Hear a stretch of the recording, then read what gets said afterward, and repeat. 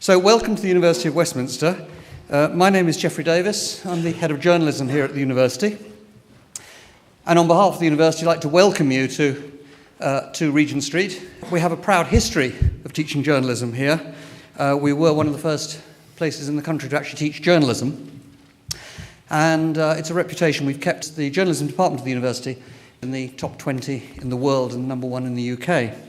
So it's an even greater pleasure to have Richard here to speak tonight and to such a great audience. And he will later on be in discussion with Steve Barnett, who is currently on sabbatical from my department, with a grant from the AHRC looking into media plurality. What I'd like to do now is to introduce Clotilde Redfern, from the director of One World Media, who are the real hosts for this event. Thank you.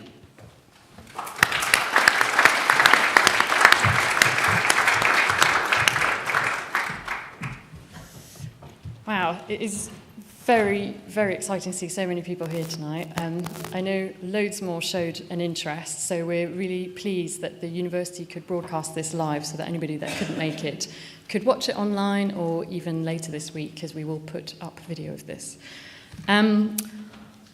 I first read Richard Tofel's paper almost a year ago and was very excited about it because One World Media has been trying to work around harnessing the power of the media for public good for over 25 years. In our case, particularly to support international development. And so when I read his paper, I thought, wow, finally, someone's tried to figure out how you can actually measure this, because we've been asking to measure it for years, and it's always been a very difficult thing to do. We also share Propublica's goal of ending the abuses of power. And for this reason, we've pleased to have partnered this year with Transparency International on a new category in our awards for corruption reporting. Our awards are open for submission at the moment. You can still submit work to be recognised at our May ceremony until Wednesday evening. We also have a student category, so all different levels of work there's a place for all media work about developing countries or underreported stories. Please do check our website, which is up here, for details of how to enter the awards.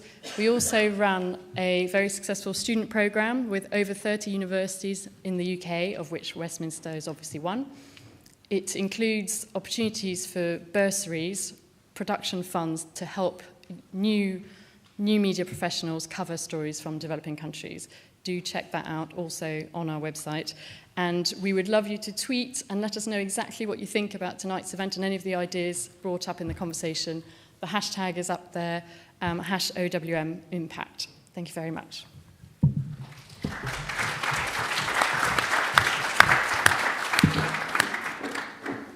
Good evening. Thank you, Clotilde, and your colleagues at One World Media for inviting me here today. I'm Dick Tofel, and thank you also to our friends at the Bill and Melinda Gates Foundation for making this event possible. It's always a delight to be back in London, and I very much appreciate Geoffrey's hospitality and that of Westminster University this afternoon. The subject today is measuring the impact of journalism. That's an issue that has gotten a lot more attention in the last year or two, and one in which I think interest is likely to grow a good bit more, including here in the UK. Why? I think there are a number of reasons, but foremost among them are two. First, the increasing number and prominence of journalism organizations whose success is measured other than by profits.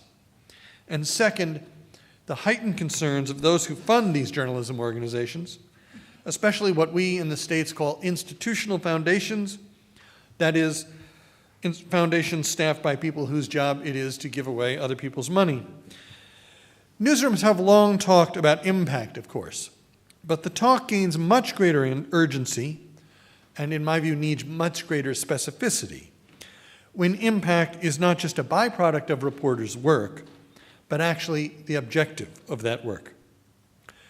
Because, let's be honest, no matter what reporters and editors may like to think, the ultimate objective of for-profit newsrooms is to make money, usually for shareholders. In companies whose shares are traded on the public markets, this is an imperative, actually a legal requirement. But even for private companies, or where enlightened owners may limit the drive for greater profits in order to seek other goals, the need for some level of profit almost always tops other targets. On the other hand, for newsrooms which are in business for reasons other than to seek a profit, other ends are by definition their ultimate focus.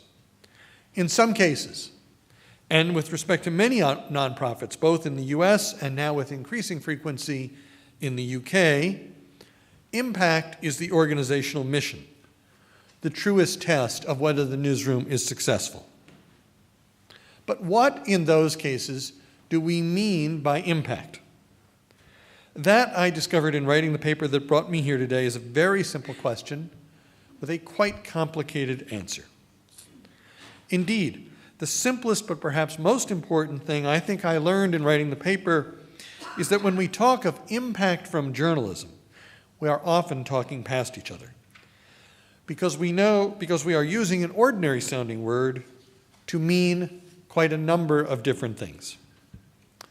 Impact, you see, can mean reach, as in the size of the audience a story eventually enjoys. Or impact can mean engagement, as in the degree to which members of that audience react to and interact with the story. Or impact can mean change, as in the ways in which the story produces reform or other activity in the world the story covers. Each of these definitions of impact is perfectly valid. None, I would argue, is inherently superior to the others. Instead, a newsroom will, at least ideally, seek to produce the sort of impact called for by its own sense of mission. But mission is critical. An organization, in order to succeed, needs to know what it is about. And without the discipline provided by the profit motive, nonprofits especially need to be clear about their mission, and then to pursue it relentlessly and with focus. If they do that, impact will have clear meaning for each of them, and they should be able to approach how to measure that impact with a much sharper eye. That is more important these days because funders and others, including boards of directors and others with fiduciary responsibility, are increasingly insisting that attempts be made to measure impact. So what sort of impact will we end up measuring?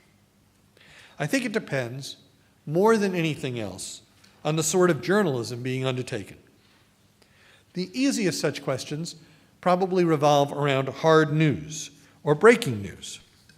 In this field, impact is found in the act of informing people, and thus, in many cases, empowering them to act as citizens or investors or sports fans, for instance.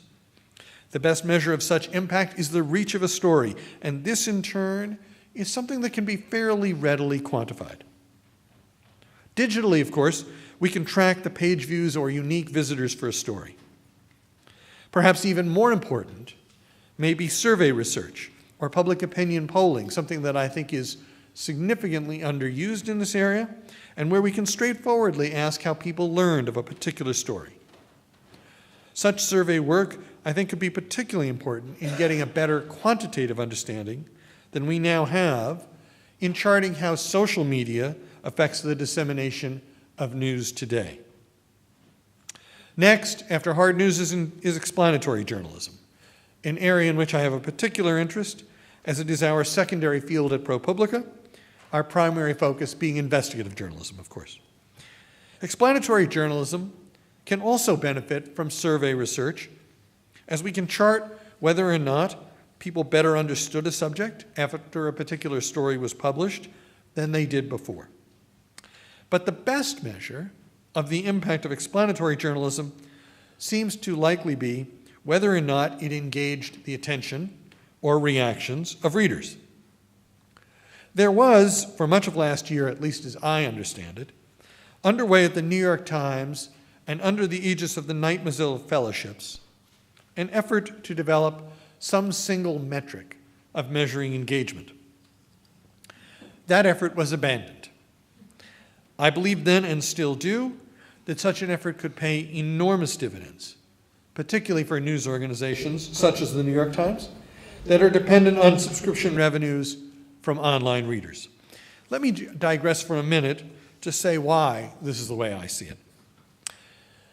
I hypothesize, based on my years in publishing, and particularly at the Wall Street Journal, which had the highest subscription renewal rates in the U.S. newspaper business, at least during my years there, which was admittedly under the journal's ancien regime, then the most important business metrics for the New York Times and for similar publications, including the Journal and the FT today, are the rate at which existing subscribers renew, or that at which new subscribers convert into repeat subscribers.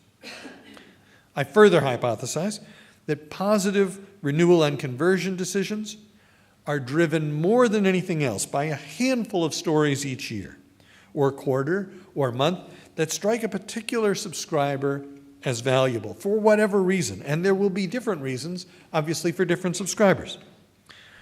But just this handful rather than some amorphous judgment of overall quality. And if that is the case, if just a few stories can drive each reader's decision on renewal or conversion, I would finally hypothesize that a global metric of engagement would be likely to identify such stories and to permit editors to publish more of them, while also identifying stories that fail to engage these readers and perhaps allow people to try to cut back on them. If these hypotheses, and I admit I have piled one on top of another, make sense, you can readily grasp, I hope, what a powerful business tool such a metric of engagement could be. This is just one illustration of why everyone in journalism, and not just nonprofits, would do well to think more about the questions of impact we're discussing today. End of digression. If hard news is best measured by reach and explanatory journalism by engagement, what of opinion journalism? The answer I would offer is persuasion. And here again, measurement is relatively simple. Surveys already reveal myriad twists and turns in public opinion. Charting these against particular opinion pieces, especially when those pieces are unusual in subject or unusually widely read or seen or heard, is actually not that difficult. Finally, before turning to what is the main focus of my paper, I want to take a moment to single out another sort of journalism and another sort of impact. And that is journalism as entertainment. By that I don't necessarily mean journalism about entertainment, although much of that qualifies, but also the run of feature stories and much else that is consumed just for the pleasure of it, rather than in pursuit of some civic purpose. Even this sort of journalistic work can have impact of a sort if, again, it fulfills its mission of providing entertainment. But such work is, frankly, a far cry from almost all of what we do at Propublica, where we practice investigative journalism in the public interest. Indeed, to tell you how far off we are from journalism as entertainment, it may help to explain that the bulletin board in our office pantry has tacked to it a copy of a tweet from 4 years ago with a link to our homepage that says in its entirety, "This is a depressing but excellent site." We define the impact we are seeking from this work as change or reform. Perhaps just as important is what we do not define as impact. Reach is not change, although more reach is admittedly better than less, so large audiences are not enough. Awards are not change, even though sometimes they can be bestowed after change results. Engagement is not by itself change, and can reflect that one is preached excessively to the choir. Nor, importantly, does attention from other news organizations or press releases or public statements by politicians constitute change, although they may herald it. If impact means change, and change means actual reform, it is critical to acknowledge that it will occur only rarely. In America, I talk about this using the widely familiar concept of a batting average in baseball. I will not do that tonight, but the same point, I think, can be made with your football. The best teams in the Premier League convert only about 1 in 6 shots on goal. while the worst convert about 1 in 10. Trust me, I looked this up. It is true, and it is true year after year. Here's the point. Sophisticated fans understand that most shots fail, but that failure 5 times in 6 constitutes excellence, while failure 9 times in 10 marks the road to relegation. We don't have enough historical experience with investigative journalism to be able to gauge it with similar precision. But again, sophisticated observers know that most reporting projects will not yield reform. But they also know that the best practitioners of the craft will produce reform from a meaningful number of efforts. In addition to the importance of setting expectations appropriately, the next most important issue in reporting on impact, I would argue, is the critical nature of transparency. Transparency, of course, is a virtue in itself, especially in institutions that seek support from the public. But with respect to the impact of such things as investigative reporting especially, transparency is more than that. Let me explain what I mean. The causal link between a particular story or series and some element of reform will usually not be entirely clear. It will almost never be susceptible of anything approaching the sort of proof that scientists, even social scientists, tend to demand. Yet the links are real. I have seen them in the work of Propublica and that of others as well. I am sure you have also. After considerable thought about this, I've concluded that the best way to make sure the links are real is to insist that they be claimed publicly. That is to say, transparently. So at Propublica, for instance, we identify particular impacts in our annual and periodic reports to stakeholders, and we post these on our website. This has, I believe, a number of salutary effects. First, if we claim credit for something when we don't deserve it, it will likely be quickly pointed out. I'm pleased to say, by the way, that that hasn't happened. Second, knowing that this could occur, we and others face a very real pressure to claim credit only when it is due. Third, and relatedly along the way, we'll want to think hard about what sort of evidence of impact we find persuasive and what sort of evidence others could persuade others if that became necessary.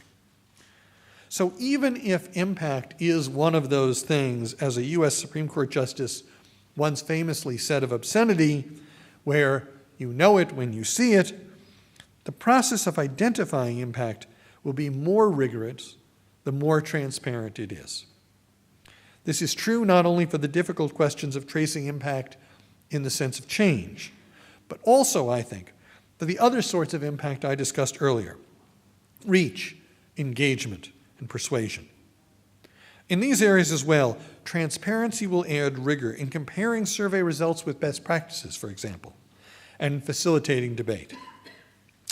All of this takes a fair amount of work, and the judgment calls on what constitutes impact are often not the sort of thing that can be delegated.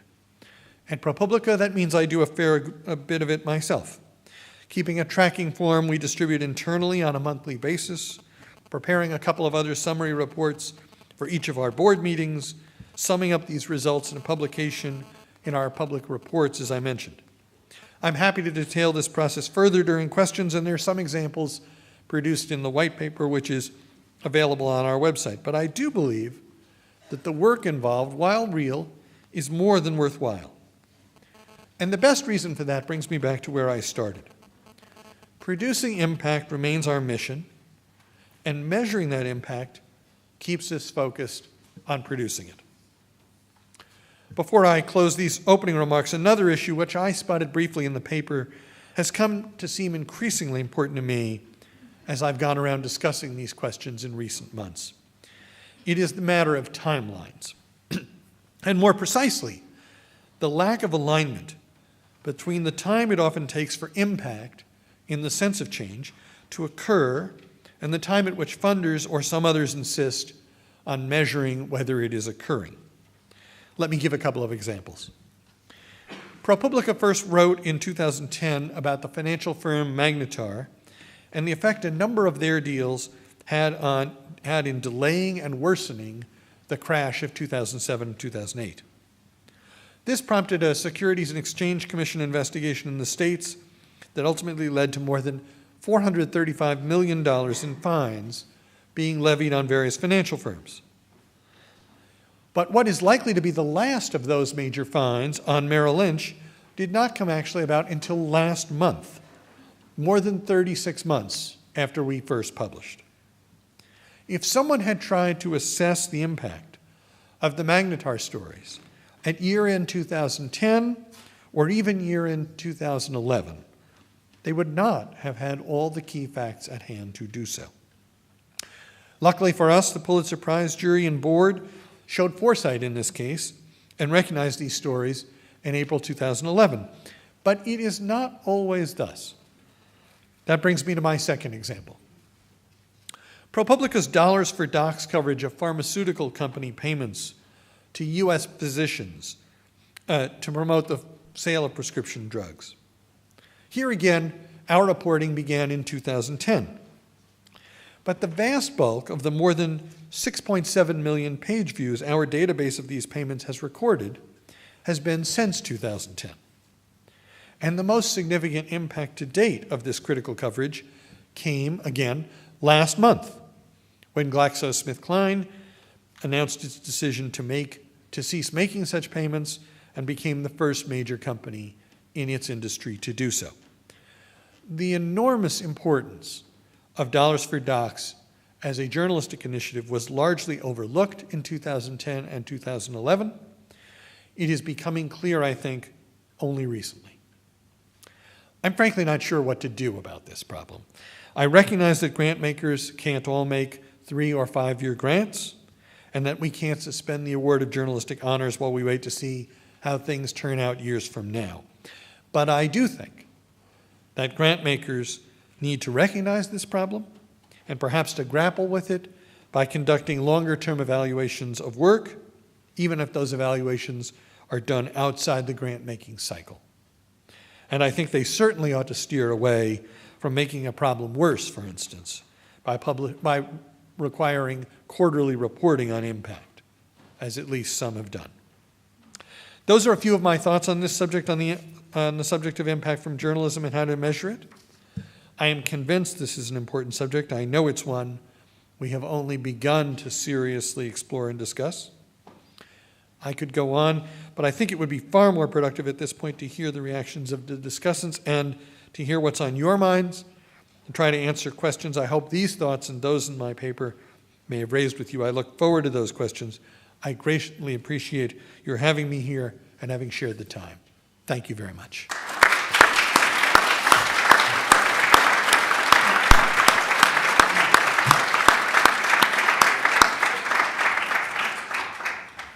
Thank you very much, Richard.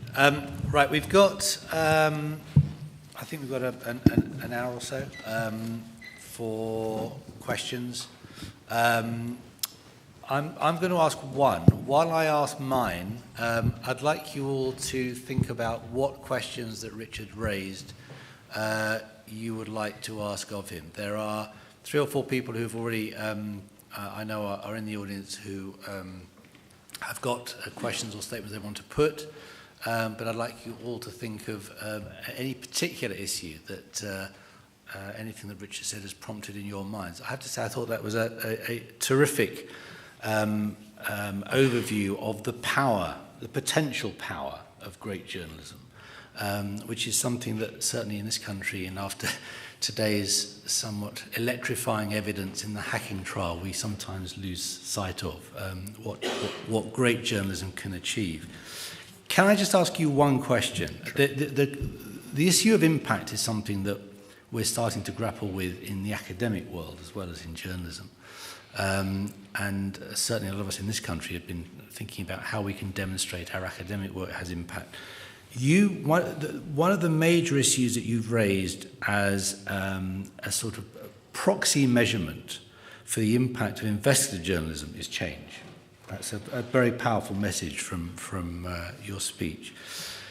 Is there a risk that in some kinds of investigative journalism, and I'm thinking in particular about foreign reporting, that it's going to be impossible to demonstrate any kind of change or reform simply because you are often talking about foreign regimes, repressive regimes, unresponsive governments elsewhere? I'm thinking in particular of Channel 4's award-winning coverage of Sri Lanka, for example, where there has been a lot of very important revelations, but very little change or mileage out of the current Sri Lankan regime. So does that work? Is that an essentially domestic measurement, do you think? And does it work if you apply it to great reporting from overseas? I think it can, but I think there are, and I'm not sure that the domestic international distinction is the proper one. There are subjects that one could make the subject of investigative journalism where change is unlikely. At Propublica, our mission, frankly, is sufficiently narrow that we are unlikely to choose those. We have quite limited resources, and we are trying to devote them to areas where we think that journalism can spur change. That's not to say that someone might set up an organization that was differently focused and say, we're trying to expose the world's greatest outrages, even if they're going to persist. And that was my point about mission, that you need to focus on what your mission is and then figure out if you're pursuing it. And if your mission were exposing the greatest outrages, you would measure the size of the outrage exposed in some sense, and you'd have to think carefully about how to do that. We would shy away not so much from international subjects per se, because we've actually done a certain amount of reporting on international subjects, as on things that seem unlikely to be susceptible of change, even if something were revealed. And that is true, unfortunately, of domestic problems as well. I mean, we were discussing one the other day. I think a very, very serious problem in the U.S., for instance, is gerrymandering, legislative districting, that has the effect of, at this point in the U.S. House of Representatives, I think we've created a situation in which the elected representatives are choosing their constituents more than the constituents are choosing the representatives. And that is fundamentally undermining of Republican government. I think it's a huge problem. We did some very important work on it 3 years ago, and what it mostly convinced me of is that it is not susceptible of reform by journalism, because the governors have entrenched themselves.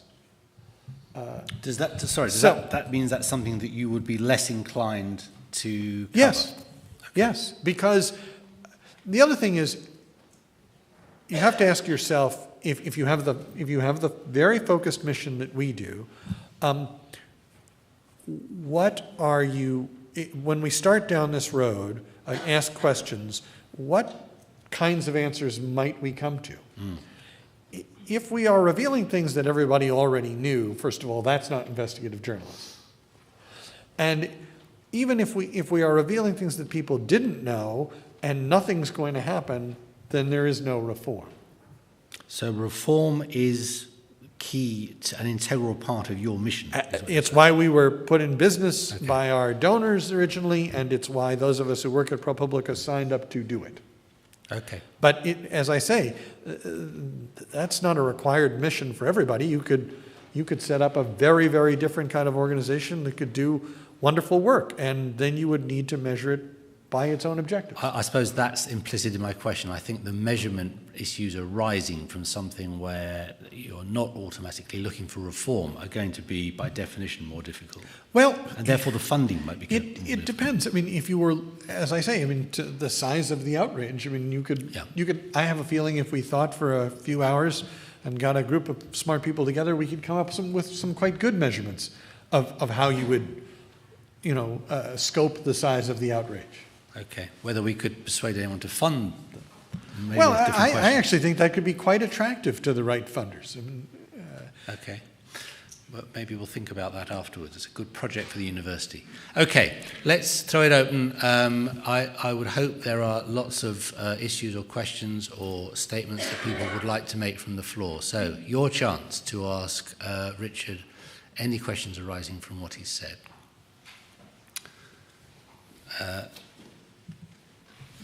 Don't let me down. Right, thank you. Got a lady here and then a lady just behind her. Would you wait for the microphone? Would you just give us your name and if you're a student or if you're representing anyone or whatever? Good evening. My name, can you hear me? Don't think My name is Jessica Ramo. From experience, what would you say are the risks in developing trends based on complete data?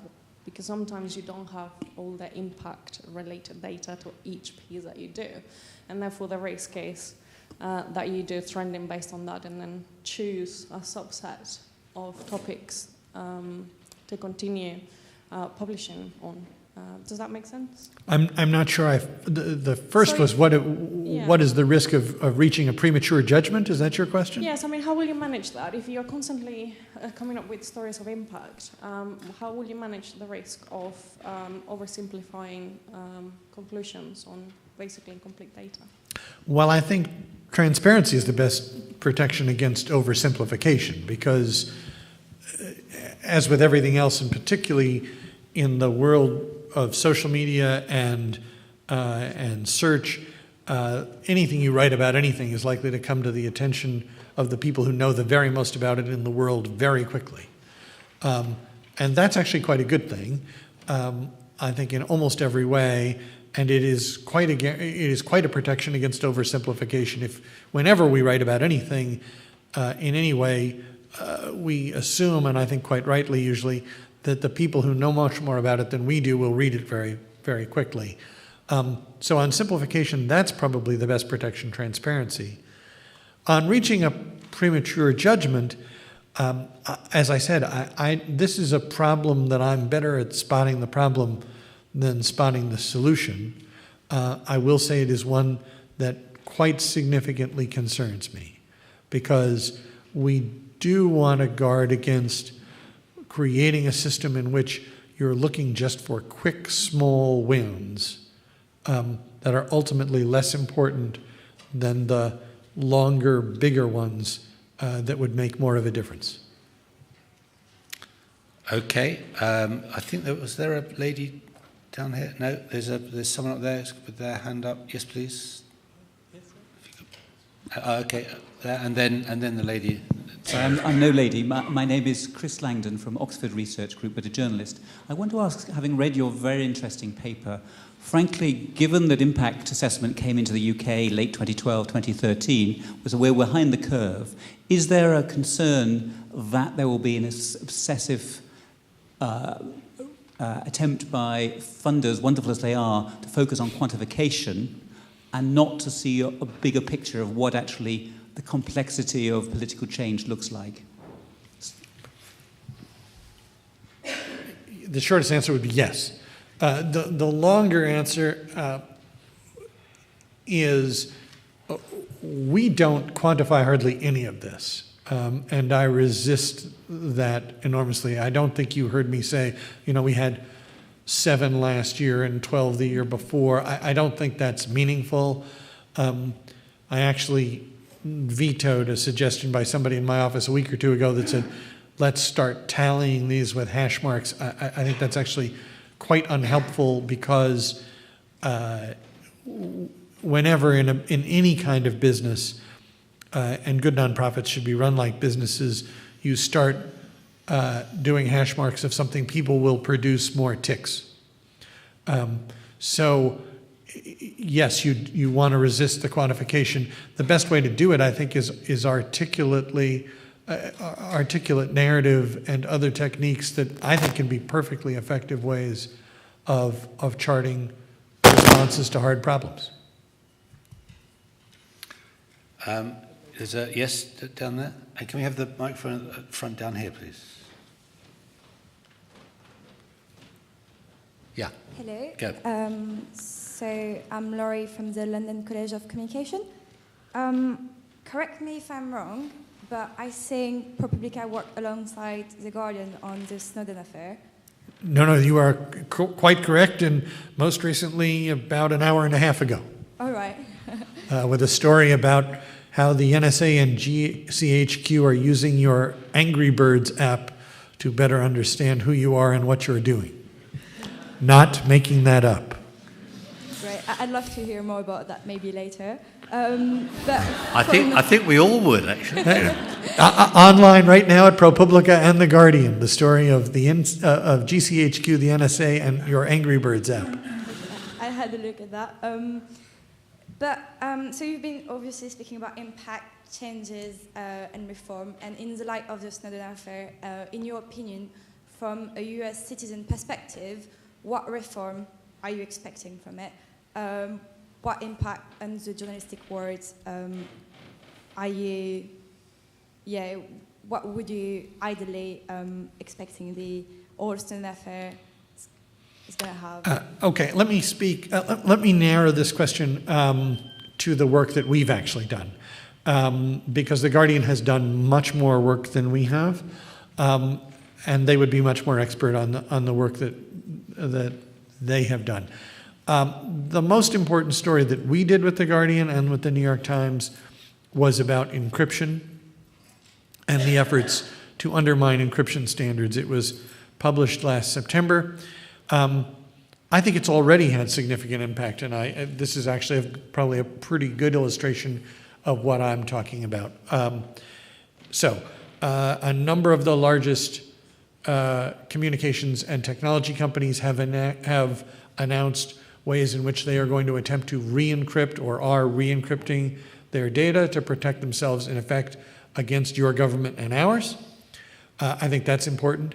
The National Institute of Standards in the US, which developed the encryption standards and which we revealed that the agencies had intentionally undermined, have withdrawn their standards and are re-promulgating them.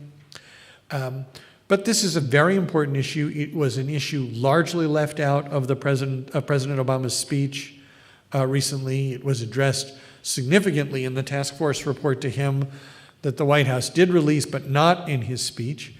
I think the clear import of that story is that these two agencies have both an offensive and a defensive mission, and that the offensive mission had come to completely trump the defensive mission to the point where the defensive mission was being defeated to some extent, to the detriment of the national security of both countries. I think that is a very serious problem that both countries are going to need to grapple with.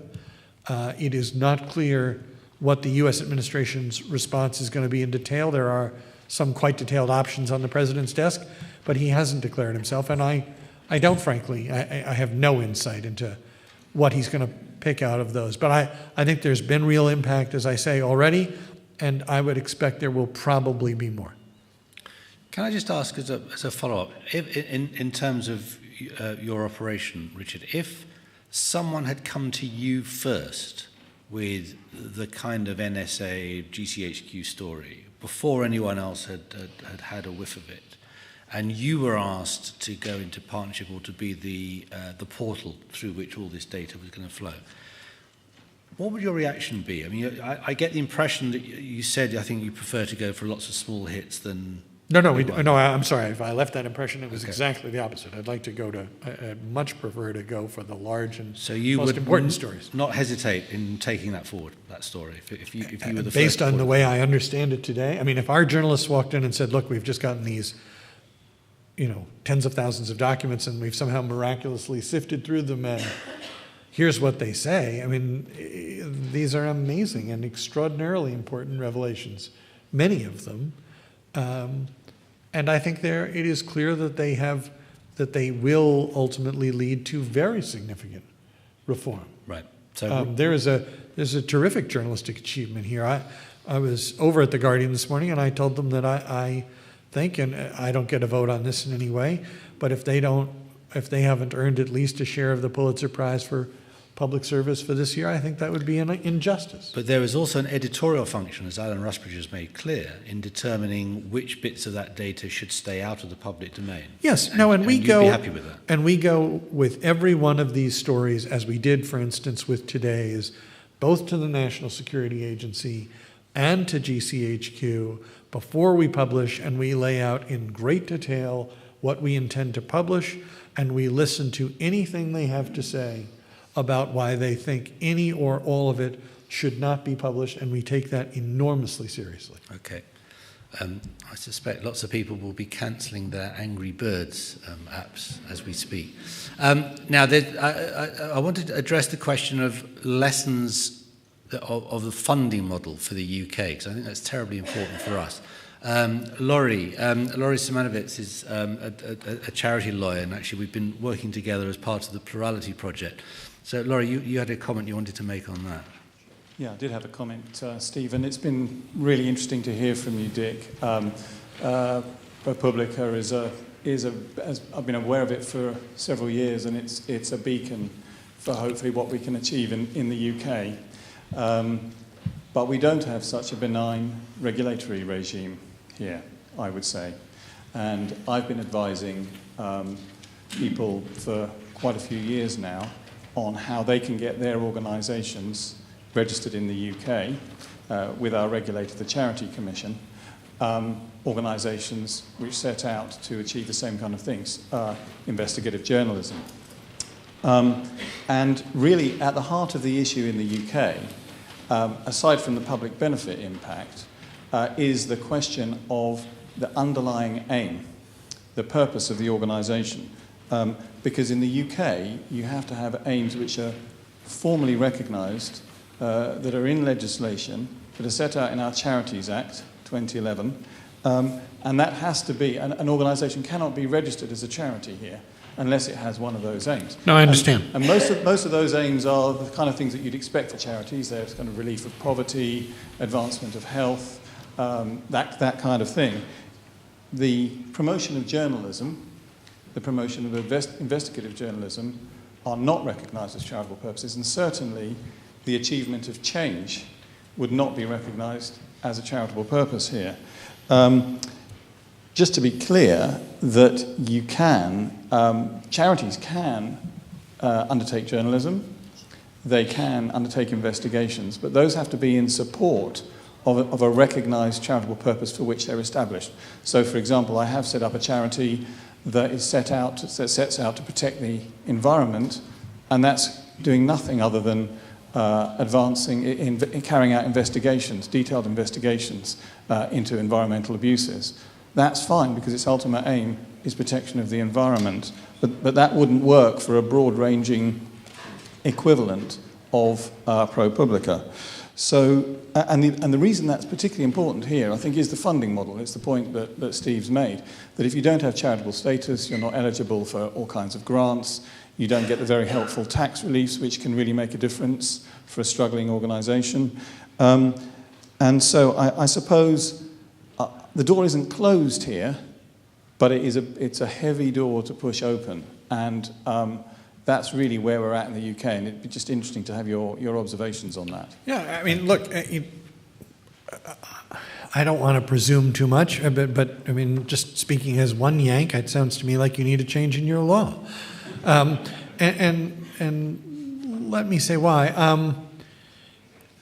The business crisis of the press in the last 10 years is no secret, and it has led to, I think in your country as in ours, a rather systematic diminution in the amount of resource being devoted to investigative reporting. It is expensive and it is risky in the sense that most projects, as I indicated, don't succeed. And by any definition, some projects ultimately, if you're being honest about it, won't ever even be published. You drill the journalistic equivalent of a dry hole. And people understand that, and so publishers that are under economic pressure, and that's pretty much all of them, have pretty much all of them cut back on the resources that they devote to this. Somebody's either going to fill that gap, or democratic governance is going to suffer. I think that has been a well understood theory of democratic governance in the Western world for a very long time. So if we accept that those are the facts, then and that the business crisis of the press is unlikely to be reversed, and I see nothing that indicates that it is likely to be reversed, then I simply don't understand why one wouldn't do whatever was necessary to change a bunch of laws that were, after all, made by people and can be changed by people, to say we need to promote certain kinds of journalism through the tax laws that the market used to provide and no longer will. What is a public good shifts from time to time as the macroeconomy and microeconomies within it shift, and the laws have been changed. There are all sorts of things in this country. I know enough of your history to know that there are all sorts of things that are now provided as public goods that were once provided by the market. And I think some kinds of journalism are among them. And I just think, for instance, the kind of work being done by your Bureau of Investigative Journalism is in the public interest. And if it is in the public interest, I don't understand why one wouldn't want to have a set of tax laws that sanctioned and promoted it. Okay, we've got a question here, and then a question there, and then we've got one down there. Say briefly that Humanity Online is an organization that's trying to explore ways in which the web could be developed to create spaces where journalism could be regarded by the public in such a way that people could, audiences could co-identify together with journalists what the issue is, and then they could design solutions that would address those issues, and then they could even get involved with co-implementing those solutions and using the web as an integrated space for that to happen in sort of coherent single spaces rather than Sorry, very... can I ask you to, if you've got a question? Yes, there is a yeah, question. okay. We'll get there in 1 sec. Sorry for the length of this question. A few people. Yes, I understand. Sorry.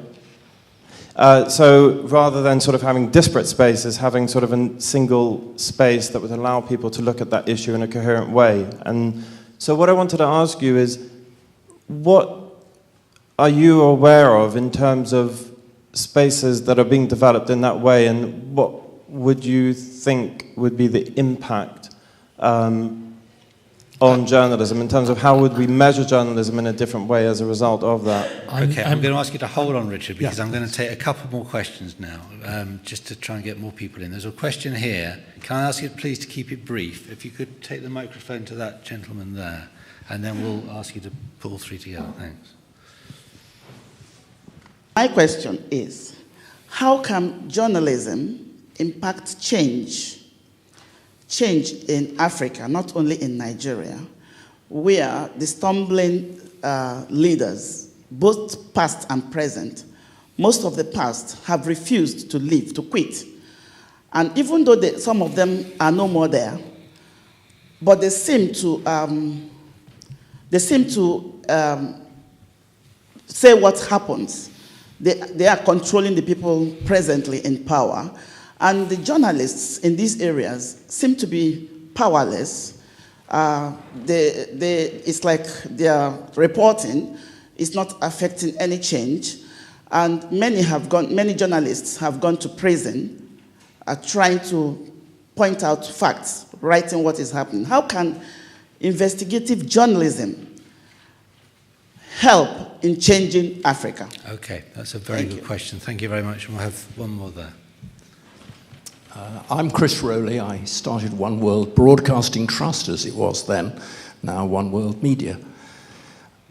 When we started it and we were discussing why we were going to do it and how our impact was going to be as powerful as we wanted it to be, we were keyed up by the fact that there was an annual broadcasting survey.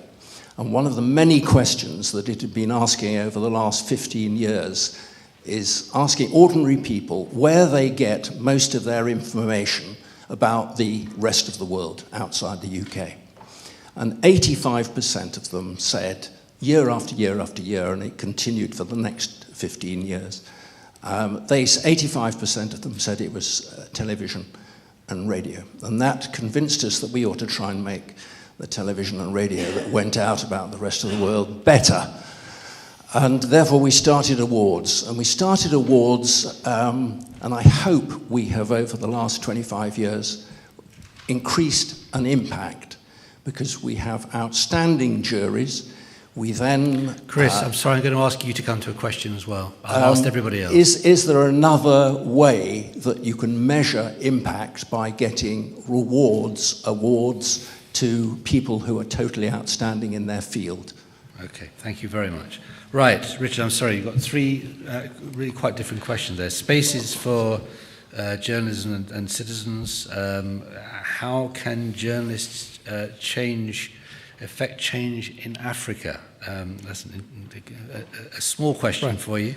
And awards. Can awards be used as a means of promoting? Yeah, the question on spaces, I must say, I'm not 100% sure that I fully understood, but I will say that I think that social media is an enormous boon to journalism in breaking down barriers between, the phrase that I've heard and like very much is the group formerly known as the audience, and I think that's enormously important. It is something that we spend a lot of time on at Propublica. We have 40 news staff, and 2 of them are devoted full-time to social media. We've got now a little bit more than 250,000 Twitter followers, and that's not a huge number compared to a large news organization, but it would put us ahead of all but 5 newspapers in the United States. So I think, and that's from a standing start and never having spent any money to buy those followers, I think that can be enormously effective for a news organization in closing the gap between what we used to refer to as producers or used to define only as producers and used to define only as consumers. On the question about Africa, I know a little bit about this country. I don't know, and its dynamics, so that I was willing to wade into the relatively deep waters of your tax law, where I'm sure I'm not welcome. I know far less about the politics and political economy of Africa. I would say this, 2 things. One, I think enormously important work is being done on the problem that you talk about by places like the Committee to Protect Journalists in the United States on Article 19 and others here. And I think that can play a very important role in helping people on the ground continue to do the kind of important work that you did. Second, I think one should not underestimate, we should not underestimate and let ourselves too far off the hook in places like the US and the UK in bringing increasing attention to these issues so as to make sure that our governments are responding in the most sensible way, which can sometimes, not always, make something of a difference. The state of, it's interesting, Chris, and this is a sort of segue to the answer to your question. You all may bemoan, and I'm sure you should, the state of how informed the British public is about international relations. As you undoubtedly know, it's probably 2 or 3 standard deviations ahead of the American public in being informed about international relations. And I live in the most powerful and most provincial country in the world, and we all know it, and the news media is very, very much a part of the problem. And that's not a good thing, and it has implications for Africa and every place else in the world. That juxtaposition of power and provincialism, it is not a good thing, and is, I think there is lots of room in the US, for instance, for an organization like Propublica devoted to international reporting for Americans, which is another field in which there is clearly, and has been actually for some time, a dramatic market failure. To come to your narrowest question about awards, yes, I think awards can make a a very significant difference. I think they can incentivize journalists. Like everyone else in the world, journalists have egos. They also need to have things that they can show to, in a less narrow way, that they can show to funders and other stakeholders that will attest that they are doing quality work. And I think that awards well conceived and well judged, and particularly once they build up something of a distinguished history, can provide a meaningful role in incentivizing that kind of journalism. Can I just bring in at this stage a couple of questions? Sandra Whipham, where's Sandra? I just thought this would be a good time. Sandra is the founder and foundation director at BritDoc. Just to say a little bit about investigative documentaries and the role of impact. Yes, so BritDoc is a not-for-profit documentary film foundation. We're based in the UK, but we work globally. And our main work is to fund independent documentary film. We're proud to say this year we have 2 films on the Oscar Best Documentary shortlist that were funded through a fund we have for films with a journalistic investigative intent. They are Dirty Wars and The Square. But beyond film funding, we do a lot of work around impact, funding impact, but also measuring and evaluating impact. And we also run an award which recognises films that have created impact. And I just wanted to unpick a little bit of the work that we do and also point you to some resources that we've developed. Fairly briefly, Sandra. I'm sorry, because we've got a couple more questions. So I think the point about all of this is that we fund campaigns around documentary film. So impact doesn't happen by accident. It needs to be strategized, organized, fundraised for, delivered, and then evaluated afterwards. And we have a fund to enable film teams, impact producers, to do that. We also evaluate the impact of film campaigns. And we measure impact in 5 different ways. And they are raising awareness, change in behaviour, corporate impact, political impact, and also a 5th category, which is building capacity, which is fundraising and enabling partners and on-the-ground organisations who work around issues that films illuminate.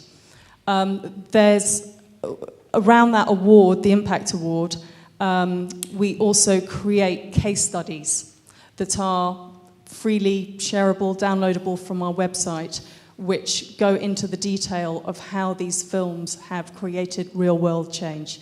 I would encourage you to look at those for further info. And some of this work I've seen and is quite terrific. And Christo, the name of the fisheries film... End of the Line, yes. And there's a terrific study in connection with that Absolutely. film. That film was the first winner of the Impact Award 2 years ago. And then the other, just one quick point about the length of time over which impact can be measured. I was really glad that you flagged that. We see the most impact happening after a film's release, 2-3 years afterwards. And in fact, this year we've decided to increase the length of time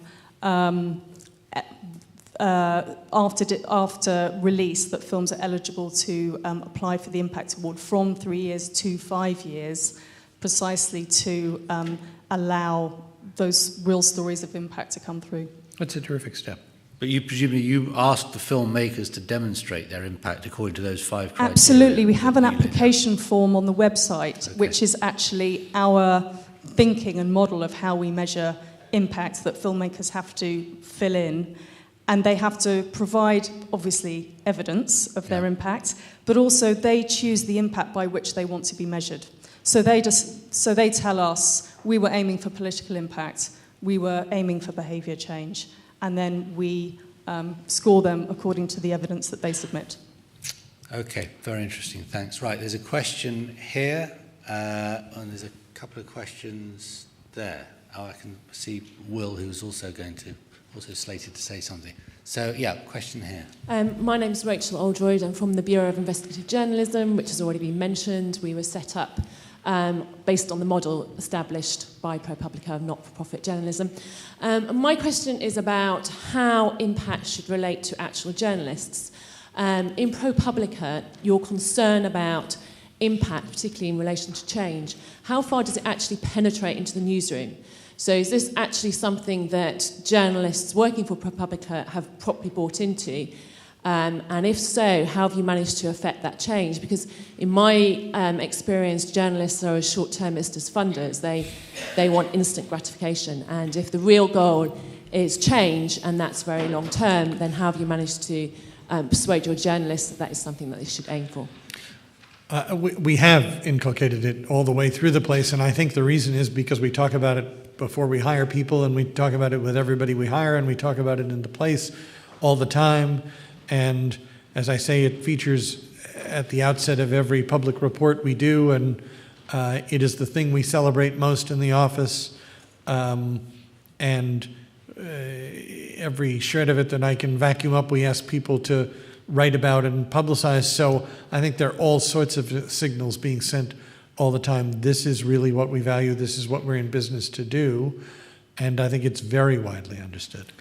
I just, sorry, picking up on that, because I was actually going to ask a very similar question. Isn't that another element of impact, albeit internal, that in terms of both the ethics and the practice of professionalism of journalism, that actually what you're doing is creating an environment, a space for professional ethical journalists?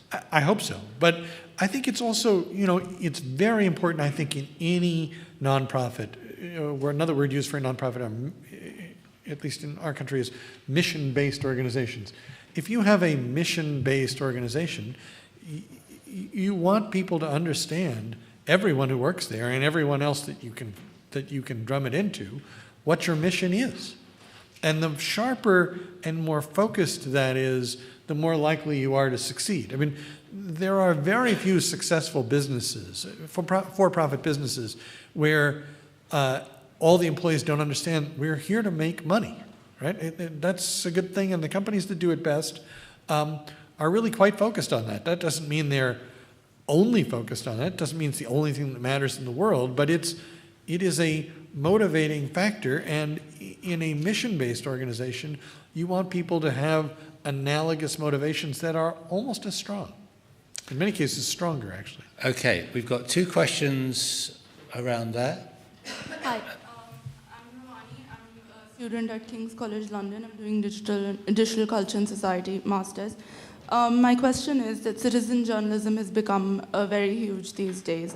So between citizen journalism and actual journalism, like real journalists, which has a higher impact currently, given that we can measure both at some point? So do you think citizen journalism has a higher impact than regular journalism? Before you answer that, you just pass the microphone back behind you. So citizen journalism, hang on to that, yep.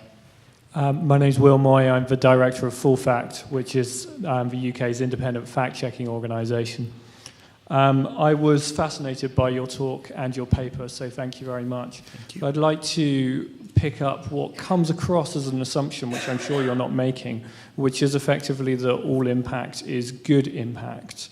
The Bureau, which is a wonderful organisation which does very important work in investigative journalism, was recently hit by a lot of trouble around a certain story that one of its reporters was involved in.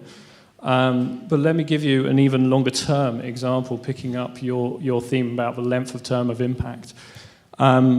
Back quite a few years ago in the late 90s and the 2000s, there was a lot of concern in this country about hospital-acquired infections, MRSA and that kind of thing. And this blew up into a very big problem in the media, problem for the government, to which there was, in due course, a very strong response, which was to make the new healthcare regulator very focused on solving that problem. Some people in that field felt that it was far too focused as a response to the level of pressure. And later on, we found serious flaws in care, which people in this country will recognize from a mid-staff's inquiry, which were partly attributed to lack of regulation in that field. So when you're assessing impact and looking far down the road, one of the most common responses to heavy media pressure is overreaction and overfocus and damaging reactions from decision makers. So three questions, really. Firstly, how do you respond to investigative journalism causing harm? Is that something that's in your impact model? Secondly, if so, how do you assess the net benefit of the work you do? And finally, how do you mitigate the risks as best you can? Thank you very much again. Why don't you take those three questions from Will first, and then we'll go to the citizen journalism question. In any endeavor, you can do better work and less good work. For-profit companies try to make a profit, but sometimes they produce a loss. And sometimes you make mistakes in journalism. And until and unless journalism can be conducted by people other than human beings, it is very likely to remain fallible. So the mistakes part, I actually don't think analytically is terribly interesting, except to say that one endeavor is not to make any mistakes, knowing that as humans we're likely to continue to do so. The overreaction, I would argue, I'm not saying it doesn't happen, it happens certainly not infrequently. It is, I think, much more of a problem of the political system than of the journalistic system. If we point out a real problem and somebody decides to solve 120% of that problem, that's their fault. And it's no answer to why, and to say that they solved 120% of the problem doesn't indicate that they shouldn't have solved 100% of the problem. They should, and they need to take responsibility for that. So a government agency that overcorrects or overreacts or spends all of its time responding not to what it knows are the most important challenges it faces, but to the ones that get written about, I would say that's on them. And you ought to look for better people to run that organization. In terms of causing harm, other than the area of making mistakes, I'm not sure entirely how we could do that unless we simply were straight out wrong about something. And again, I think, but conceptually wrong. And again, I would guess that a different kind of transparency is probably the best regulator on that. People who make journalistic mistakes tend to suffer from them, and what we ply our trade with is our credibility, and one tries to build that up, and it's much more slowly built than unbuilt, and you just have to reckon with that. That transparency clearly cannot extend to revealing sources, for example. I mean, in Will's example of MRSA in hospitals, if you have 2 or 3 hospital staff who are telling you things that are going on which are clearly contrary to the public interest, you couldn't be transparent about who they were. No, I mean, and that's part of the news gathering process, and I think it's pretty well understood at this point that it is. So the transparency does have some limits. No, of course, absolutely. I mean, for instance, I'll just give you one. I'm not prepared to tell you what the GCHQ had to say about today's story before it was run. I mean, if we're going to ask them what their objections are, and we're going to engage in a respectful dialogue because we think they have an important role to play, we're going to hear them out, and we're not going to tell you what they said. We're going to listen to them and make our own judgment about what to do. I don't think that would be appropriate, and the reason it wouldn't be appropriate is because they won't engage in that dialogue in the future, and we think that we want them to, and we think it's in the public interest that they should. I think they actually have a very easy time seeing that. They'd like to be protected as a source in that sense. They often have a harder time seeing why we would like to protect other sources, but I think the reasons are precisely analogous. Should we get to the citizen journalism? Sorry, yes, please. Yes. So, I'm not entirely sure what you meant by citizen journalism, but I'll tell you what it has come to mean to us at Propublica. Excuse me. We think that the early naive version of this was almost like citizen neurosurgery, which nobody is really terribly interested in, I think, at least for themselves. I think the more sophisticated version is crowdsourced journalism, which can produce work and facilitate work that is otherwise impossible. And it is very interesting and very exciting. One way, for instance, that we made use of this a couple of years ago was in charting political campaign spending in the United States, where all the television advertising, which is enormous in both volume and cost, and is the principal cost of American campaigning, it was being disclosed, but in a way that was slow and very, very difficult to track, disclosed by the Federal Communications Commission. We enlisted average citizens, anyone, to help us decipher these reports that were being posted literally as PDFs, to help us put them into a database in a way that we could then crunch those numbers, aggregate them, disaggregate them, and really learn much more about what was going on and to do it in real time. That led to our being able to chart $1 billion in political advertising back to its source quite specifically before the election was even held. It allowed us to say things such as the fact that in the United States Senate campaign in the state of New Mexico, both candidates were receiving more than half of their support from what are called dark money groups, where essentially no one knew where the money was coming from. That's a very big problem. It's the kind of, I think, quite important story that couldn't have been done absent the efforts of literally thousands of people getting involved and doing what, from an individual perspective, is quite a routine task, but when aggregated can make quite an enormous difference. Okay, we've got a question here. We've got quite a few. I'm looking at Jeffrey. Timing, another 10 minutes? 5 minutes, okay. Is Andrew Jaspin here? Has he arrived? No, good. Okay, no, not good. Sorry, I shouldn't say that. It's just that I know he was down to say something. Right, we've got a question here. We've got 1, 2, 3 there, and I think after that, oh, there's one up there. All right, we're going to squeeze in 5 questions, so please keep them short. Hi, my name's Sean Linton. I'm a health journalist covering the NHS nationally. But I wasn't always a health journalist, and so I'm fascinated to listen to you talk about impact, because my career has been defined by a story that I helped to break, which is now in its 7th year. And I'm very pleased to say that it wasn't me that mentioned it. The chap there who mentioned the Mid-Staffordshire scandal in the NHS, I was the local journalist that worked with the families to expose that 6-7 years ago.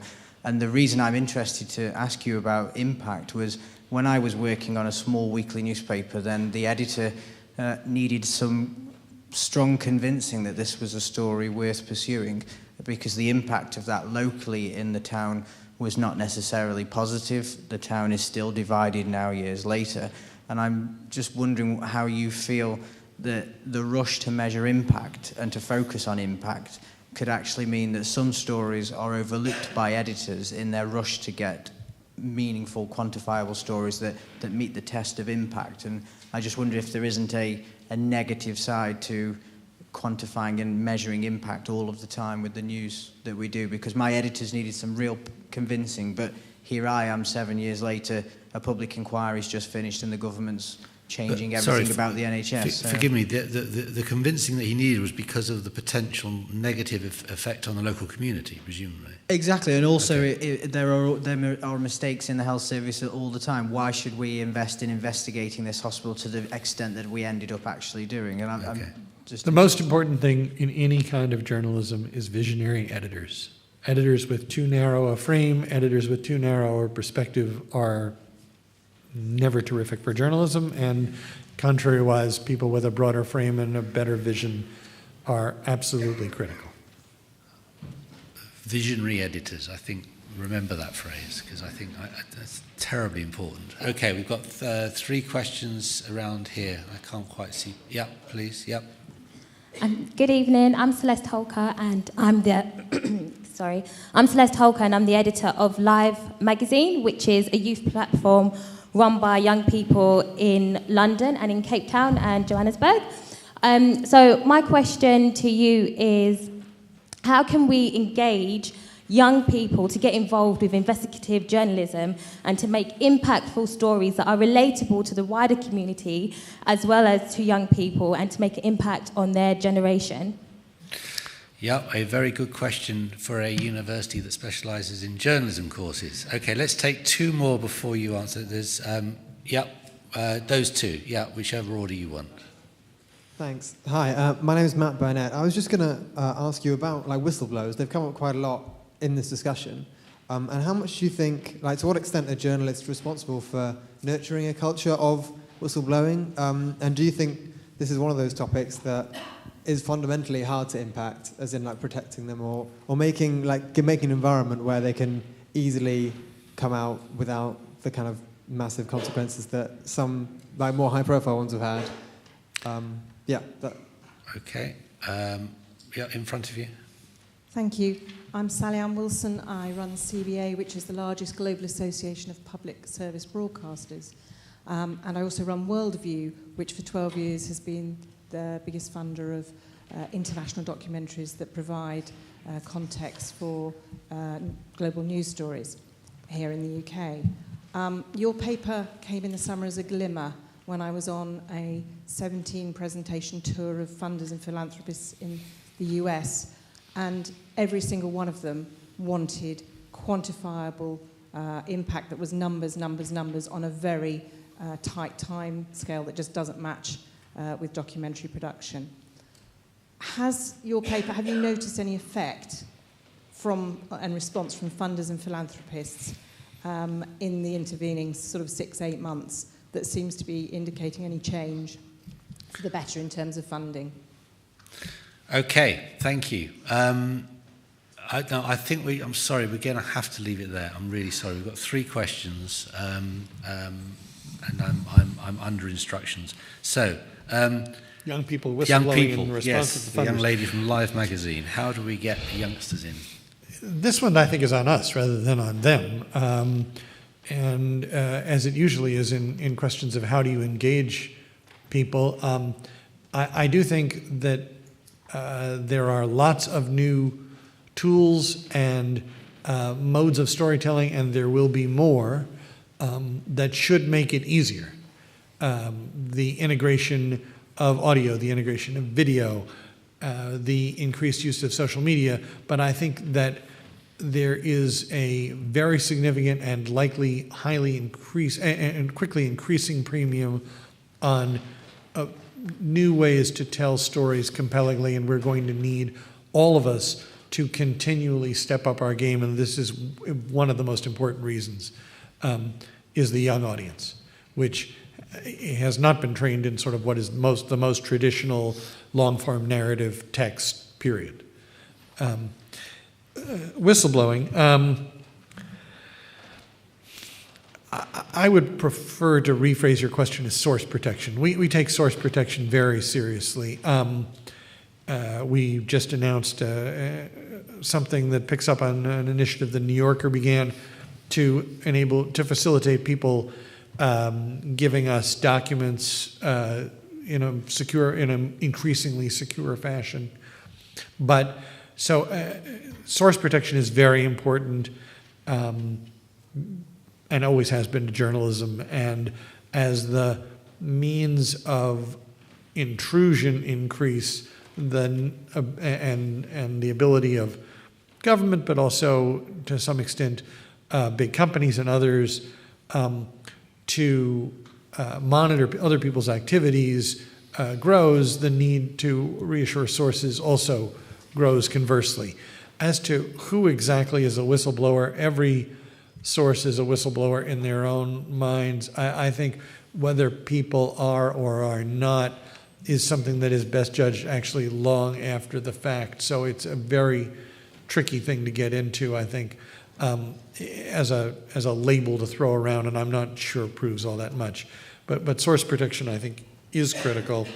On the response of funders to this work, I was very pleased at the outset, I have to say, that this paper was funded by the Bill and Melinda Gates Foundation, which is obviously the largest philanthropy on the planet, and that they knew about our work looking at impact and wanted us to say more about it. They flew me here today, and because they want us talking about this. So that, I think, is very encouraging. There are a lot of funders that I think are trying to take this increasingly seriously, and they are grappling with what that means when it comes down to detail.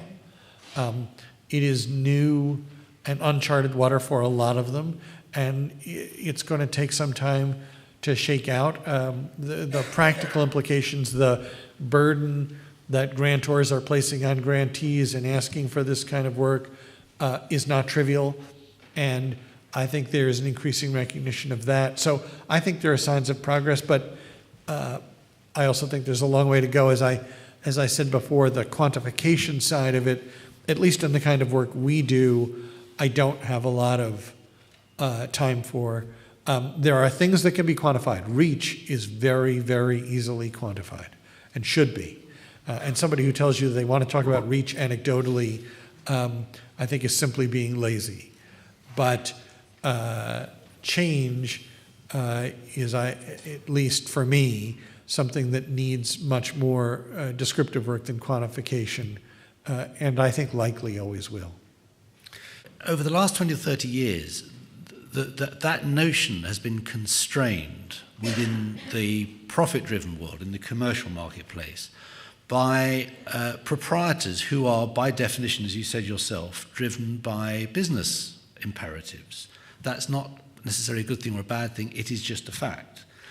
And I just wonder whether we are now in a situation where we can only rely on your sort of model, on philanthropic, non-profit models, for that kind of visionary editor, and whether we have to sort of say goodbye to relying on the marketplace to deliver that kind of vision. Yeah, Lord, I hope not. And I don't think so. Propublica was founded by Paul Steiger, who had been for many years the managing editor of the Wall Street Journal, and I think is a visionary editor. And his successor, my partner Steve Engelberg, who's our editor-in-chief, is also very much a visionary editor. And I do think that's probably the single most important thing to have in the work that we do. But I don't think that people like that are or need to be limited to the not-for-profit sector. I wrote a book about a guy named Barney Kilgore that I suspect no one in this room has ever heard of, but Barney Kilgore was the man who really founded and built the modern Wall Street Journal and turned it into the most successful newspaper as a business matter, in addition to the largest selling newspaper in the United States. And he was, before he was what you would call what Brits would call a proprietor, which he was for the last 25 years of his life, he was a visionary editor. And most of what I really think about journalism, I think I learned from thinking about him.